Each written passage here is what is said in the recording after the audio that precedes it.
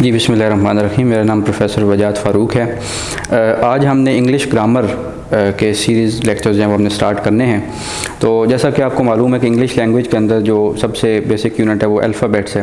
तो अल्फ़ाबेट्स जब मिलते हैं तो फिर वर्ड्स बनते हैं, वर्ड्स कंबाइन होकर फिर आगे फ्रेजेस और क्लॉजेस और फिर सेंटेंसेस बनते हैं। तो हम ग्रामर की सीरीज़ स्टार्ट करने जा रहे हैं। तो उसमें हम ग्रामर के हवाले से बेसिक से स्टार्ट करके कि सेंटेंस क्या होता है, फिर ऑनवर्ड्स आगे सेंटेंस के अंदर जो पार्ट्स ऑफ स्पीच हैं उनके ऊपर जो प्रॉब्लम्स आते हैं, करेक्शंस आती हैं, फिर इसी तरह से आगे हमने चलना है। तो हमने सारी चीज़ें ग्रामर की जो है वो देखनी है। तो सबसे पहले देखते हैं हम सेंटेंस को। सेंटेंस क्या होता है?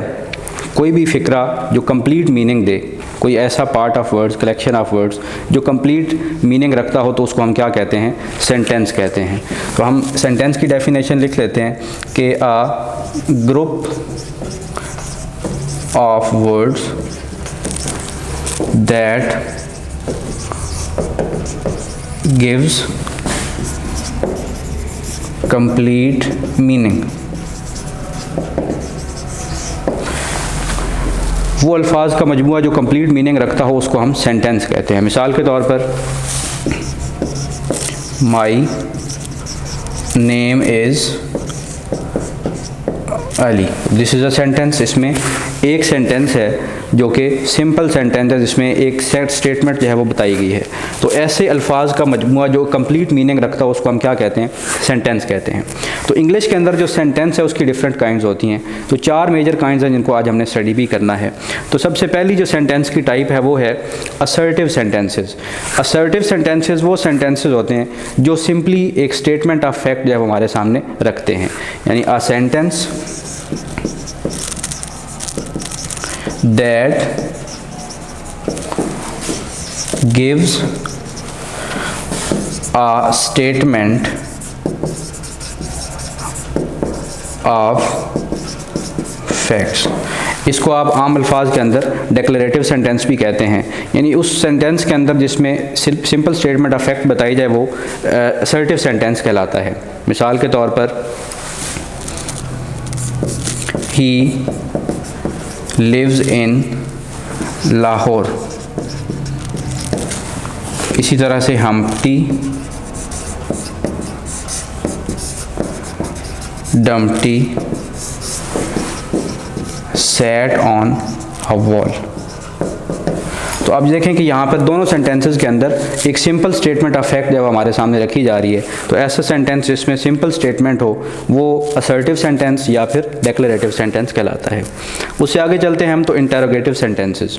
इंटेरोगेशन जैसे कि वर्ड से जाहिर है कि वो सेंटेंसेस जिनके अंदर किसी किस्म का सवाल पूछा जाए, सवालिया बात की जाए, तो वो सेंटेंसेस क्या कहलाते हैं? Interrogative sentences. A sentence in which some question is asked,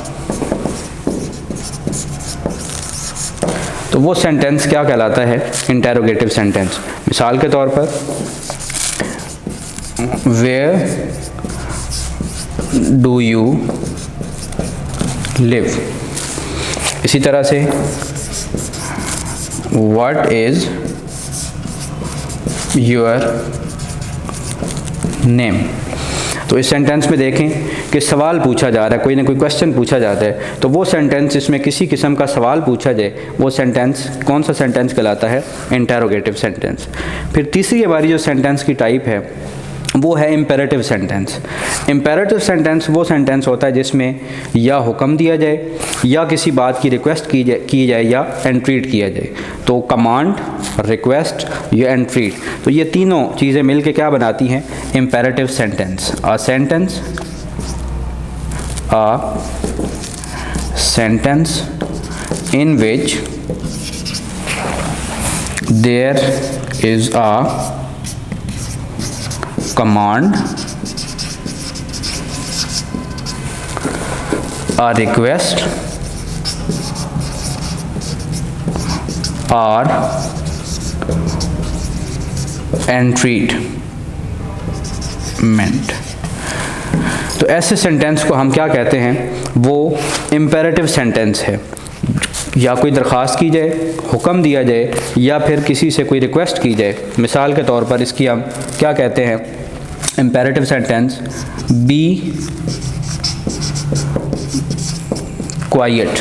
देखें यहाँ पर इस सेंटेंस के अंदर हुक्म दिया जा रहा है कि खामोश हो जाओ, तो ये ऐसा सेंटेंस जिसमें कोई ऑर्डर पास किया जाए, कमांड किया जाए किसी को कोई काम करने के लिए, तो वो इम्पेरेटिव सेंटेंस कहलाता है।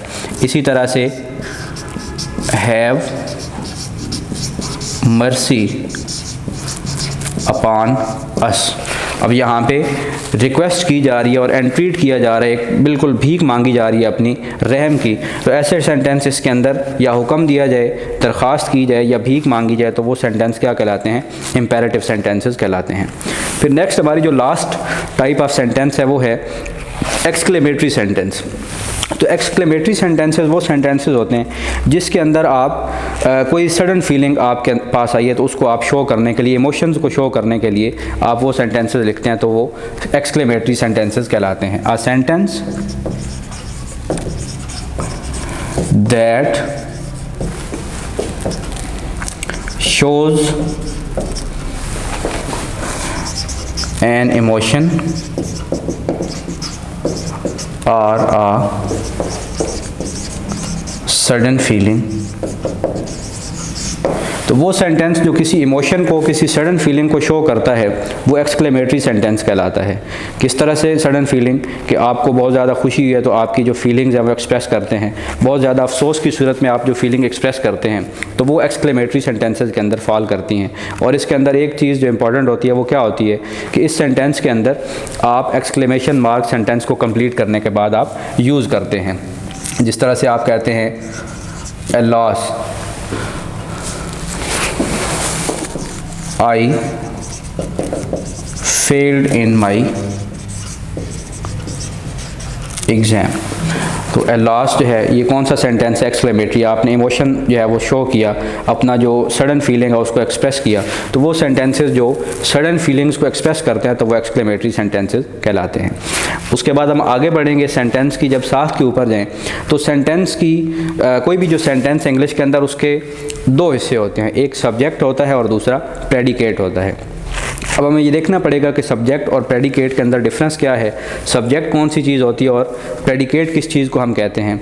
तो सब्जेक्ट से मुराद क्या है, किसी भी सेंटेंस के अंदर आ डूअर ऑफ एन एक्शन,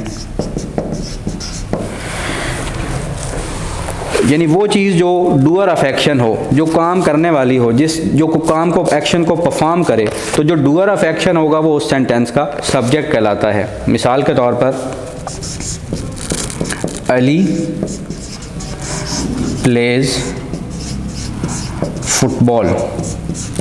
अब ये देखें हमारा एक सेंटेंस है अली प्लेज फुटबॉल, तो डूअर ऑफ द एक्शन आपने देखा है कौन सा है, अली।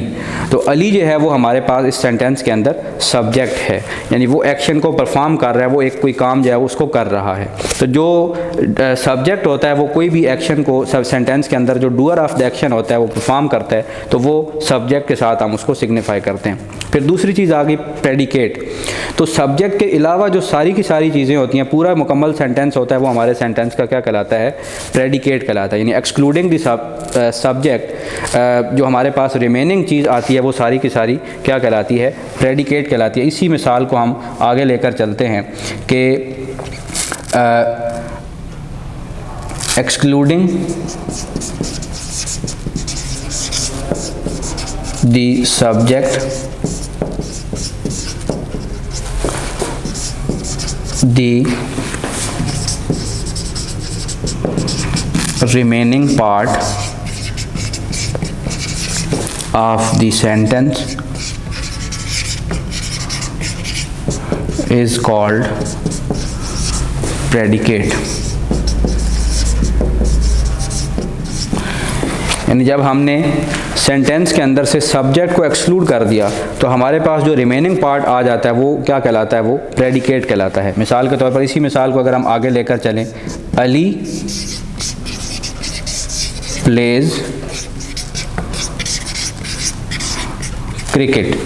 अब अली तो हमारा सब्जेक्ट हो गया, तो हमने जो बाकी हमारा सेंटेंस है उसको हमने जब देखना है तो वो दूसरी जो प्लेज और क्रिकेट ये हमारा क्या बन जाएगा, उस सब्जेक्ट का प्रेडिकेट बन जाएगा। तो हमने ये देखा है कि सब्जेक्ट क्या होता है, डूअर ऑफ द एक्शन, कोई भी जो काम करने वाला होता है उसको हम सब्जेक्ट कहते हैं, और सब्जेक्ट के अलावा जो सारे का सारा हमारा सेंटेंस होता है वो प्रेडिकेट के अंदर फॉल करता है।